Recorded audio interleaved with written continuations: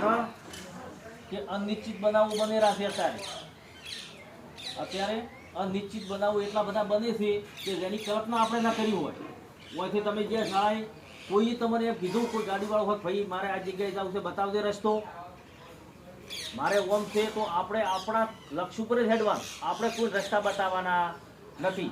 કોઈ એમ કે મારા માટે આ તું ગલત લઈ આલ દે ભાઈ, આ ગાડી કાચ બંધ હોય, અડધો ખુલેલો હોય કે આ વસ્તુ લઈ આલ દે, આપણે લઈ આવવાની નથી, બિલકુલ નહીં. અત્યારે ઘણા બનાવ એવા છે, તમને બોલાવે ગાડીવાળા હોય, ખબર છે ને, આપણે ઓબલો છોકરા ઉપાડવાની ઘટનાઓ બનતી હોય, એટલે કોઈ છીએ નહીં, બધેથી દૂર.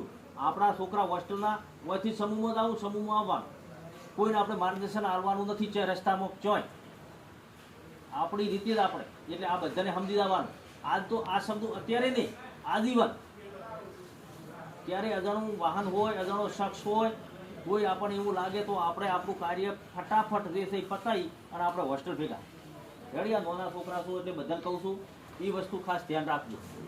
રેડી, એકલા નહીં પેલો અરે હેડ્યા પર હું ગલે લઈને આવતો વસ્તુ વળી ભેગો થઈ જશું, આ ધંધો કરતા નહીં. બધા ચોખ્ખી ના પણ મોટા હો તોય, મોટા આપણે હન મોટા ગમે એવડા તોય નહીં. રેડી, એટલે એ ખાસ કોઈ બી XYZ હોય તો નહીં એટલે નહીં.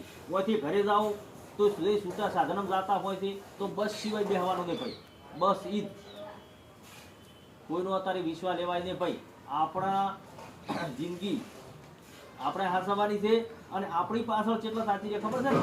આખો પરિવાર, આપણા મમ્મી પપ્પા, દાદા દાદી, બેન, આખું કુટુંબ, આપણો સમાજ આપણી રાહ જોઈ રહ્યું હોય. એટલે આપણે ચોય પણ બધાને કહું છું, મોટા હોત હોય સહેજ પણ એવી ભૂલ કરતા નહીં.